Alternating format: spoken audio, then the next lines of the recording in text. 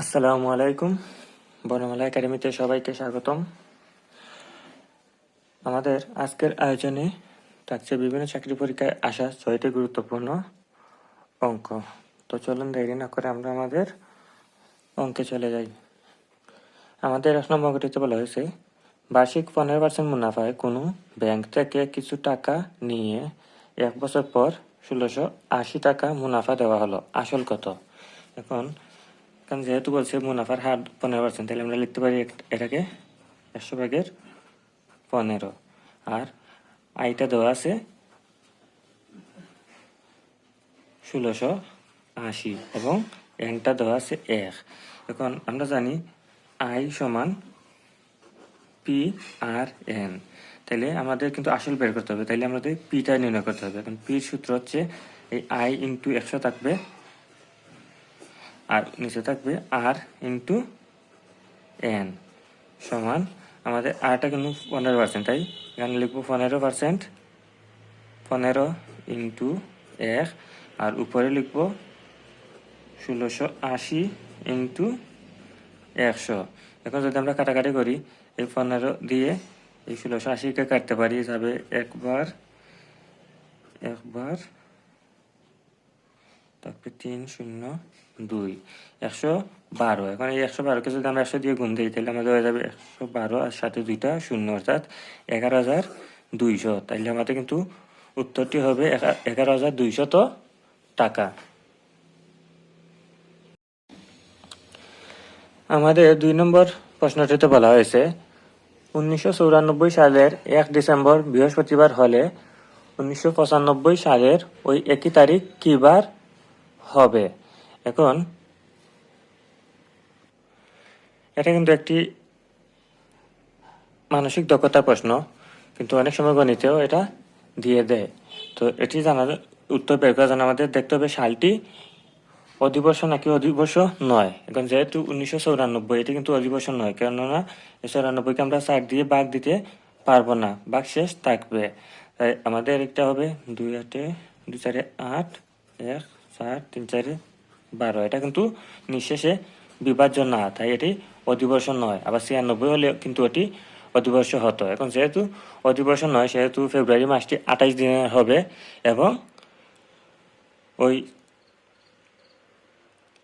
সালটি 365 দিনের হবে। যদি অধিবর্ষ হয় তাইলে কিন্তু 366 দিনে হয়, কিন্তু যেহেতু এই সালটি অধিবর্ষ নয়, তাহলে এই সালটি হবে 365 দিন। এবং যেহেতু বার নির্ণয় করার জন্য বলছে, আমরা জানি যে 1 সপ্তাহে 7 দিন, তাই আমরা যদি 7 দিয়ে ভাগ দিই, তাহলে হবে 5 7 35,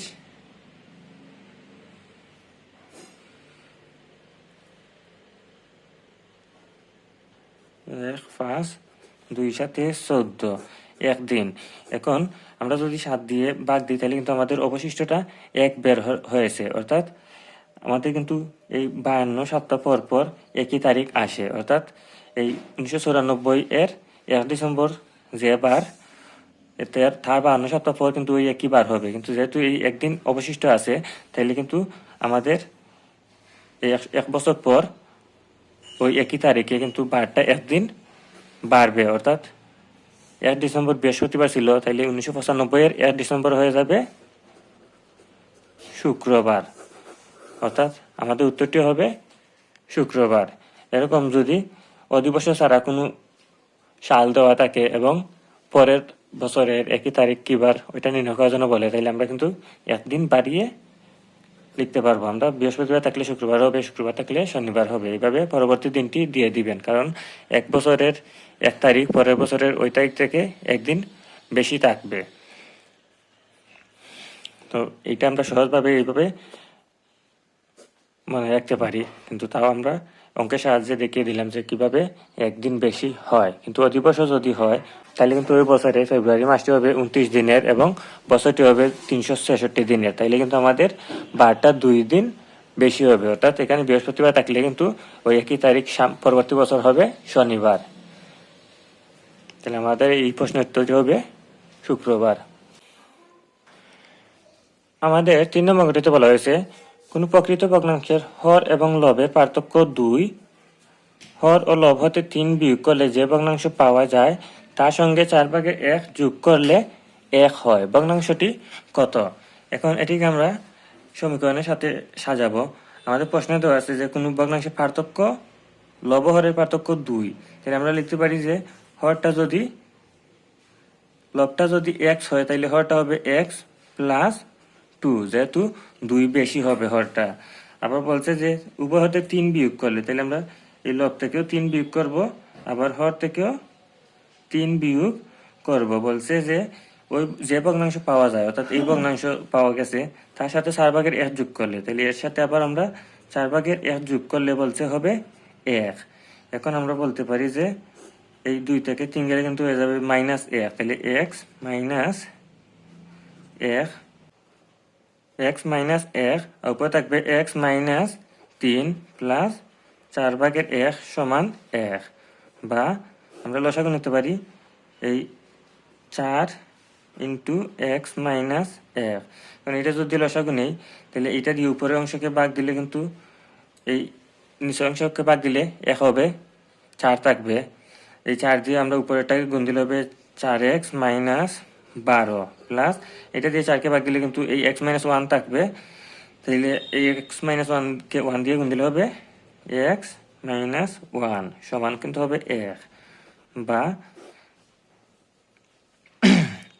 এখানে আমাদের হয়ে যাবে 5x মাইনাস 13 আর নিচে হবে 4x মাইনাস 4 সমান 1। এখন আমরা কোনাকুনি গুণ করতে পারি, তাহলে আমাদের হয়ে যাবে 5x মাইনাস 13 সমান 4x মাইনাস 4, বা x দুইটা এক জায়গা করবো, 5x মাইনাস 4x আর 13 পাশে গিয়ে হয়ে যাবে প্লাসের আর এই 4টা বিয়োগ, তাইলে আমাদের ফার্স্টটা x থেকে 4টা x গেলে থাকবে x, আর 13 থেকে 4 গেলে হবে 9। আমরা কিন্তু xটা ধরেছিলাম লব এবং হরটা ধরেছিলাম x প্লাস 2।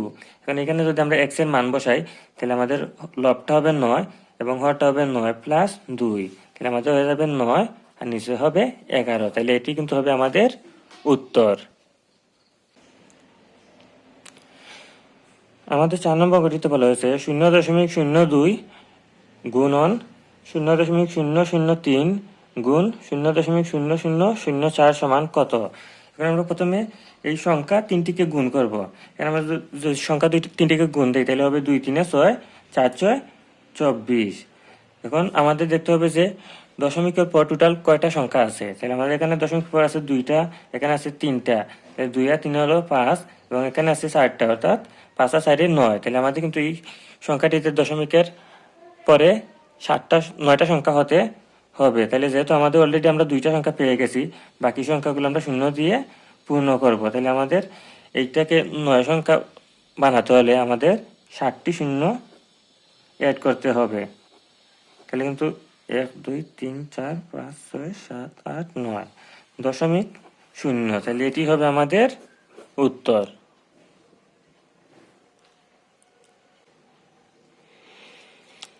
আমাদের 5 নম্বর গঠিত বলা হয়েছে 450 টাকা বার্ষিক 6% সুদে কত বছরে সুদে আসলে 558 টাকা হবে। কারণ যেহেতু সুদে আসলে 558 টাকা হয়, তাহলে আমরা এখান থেকে আসলটা বাদ দিলে কিন্তু সুদটা পেয়ে যাব। তাহলে আমাদের হয়ে যাবে 1 0 1, অর্থাৎ আমাদের সুদটা হচ্ছে 108 টাকা। এখন বলতে আমাদের কত বছরে, তাহলে আমরা জানি আই সমান পি আর এন, তাহলে আমাদের সময়টা নির্ণয় করতে হবে। তাহলে আমরা এন এর সূত্র লিখবো, এন সমান হবে আই ইন্টু থাকবে 100, নিচে থাকবে পি এবং আর। তাহলে এখানে আইটা আমরা বের করেছি 108, উপরে লিখবো 108 ইন্টু 100, আর নিচে পিটা দেওয়া আছে 450 টাকা, তাহলে আমরা লিখলাম 450 ইন্টু আরটা দেওয়া আছে 6%, তাহলে লিখলাম 6।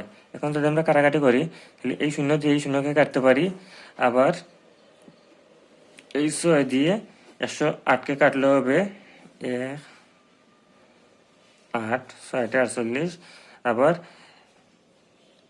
এই 18কে 9 দিয়ে কাটলে হবে 2, 45কে 9 দিয়ে কাটলে হবে 5, এখন 5 দিয়ে 10কে কাটলে হবে 2, তাইলে 2 দুগুণে হয়ে যাবে 4 বছর। তাইলে আমাদের উত্তরটিও হবে কিন্তু 4 বছর।